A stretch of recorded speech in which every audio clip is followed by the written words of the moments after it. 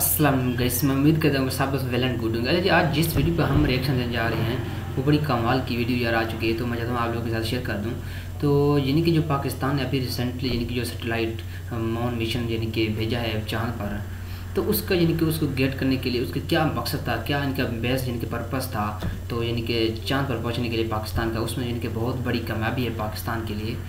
तो उसमें यानी मेन चीज़ क्या है, क्या चीज़ लेके आएगा, तो उस पर इनके एक डिटेल के साथ एक वीडियो आ चुकी है, तो मैं आपके साथ शेयर करने वाला हूँ। तो आइए मिलकर उसको देखते हैं उसमें क्या ऐसी बड़ी खूबी है पाकिस्तान के लिए क्या खुशखबरी उसमें है। तो आइए बेहतर किए चलते हैं इस वीडियो की जान।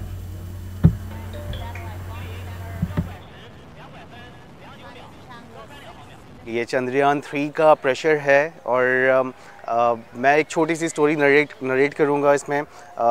चंद्रयान 3 एक बहुत बड़ा फिनोमेना था और इसमें पाकिस्तान में बहुत सारी बातें हुई। आफ्टर चंद्रयान 3 मैं उसके नेक्स्ट वीक जब यूनिवर्सिटी आ रहा था तो मुझे सिक्योरिटी गार्ड ने रोक के पूछा कि सर आप लोग क्या कर रहे हैं हमारे स्पेस प्रोग्राम के लिए, बिकॉज ऑब्वियसली हमारा स्पेस साइंस एंड टेक्नोलॉजी का प्रोग्राम है। And I was really surprise कि एक सिक्योरिटी गार्ड हमसे ये क्वेश्चन कर रहे हैं कि आप लोग क्या कर रहे हैं, और इंडिया ने ये मिशन सेंड किया और हम लोग अभी तक कुछ नहीं कर पा रहे। तो वो एक फिनोमिना था। ये जो स्पेस क्राफ्ट है, तो सबसे पहले तो ये दोनों एक साथ जा रहे हैं। तो पाकिस्तान का जो सैटेलाइट है आईक्यूब सैटेलाइट, ये स्पेस क्राफ्ट से अलग हो जाएगा 5 से 6 दिन के बाद।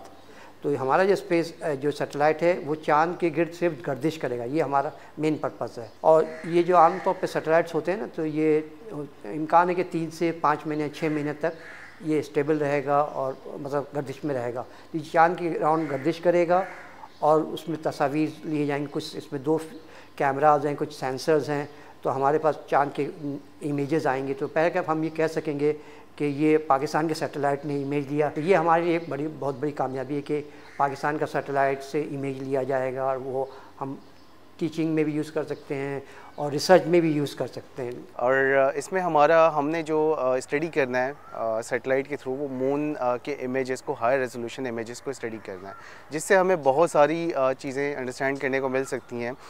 फॉर इंस्टेंस हम वोल्केनिक एक्टिविटी, मून की वोल्केनिक एक्टिविटी को स्टडी कर सकते हैं, plus potential landing sites for the future missions हम उनको भी स्टडी कर सकते हैं। क्यूब सैटेलाइट जो है, इसको हम क्यूब सैटेलाइट भी कहते हैं, या स्टूडेंट वर्जन या मिनी सैटेलाइट भी कहा जाता है। मैं कामयाबी तो है, लेकिन इतना भी नहीं कहें कि हमने बहुत कुछ कोई कारनामा अंजाम दे लिया। वर्ल्ड के लिहाज से, पाकिस्तान के लिहाज से ये एक अचीवमेंट है, लेकिन वर्ल्ड आपको इसके आप समझेंगे हम हीरो बन जाएंगे दुनिया में, ऐसा नहीं है। समझ इंसान, एक तो पहली बात तो ये कि आप अपना लॉन्चिंग पैड बनाएं, फिर हर चीज़ खुद बनाएं, खुद कफालत हासिल करें। पाकिस्तान के पास अनफॉर्चुनेटली कैपेबिलिटी नहीं है कि वो कोई इस तरह का ऑर्बिटल मिशन सेंड कर सके स्पेस में।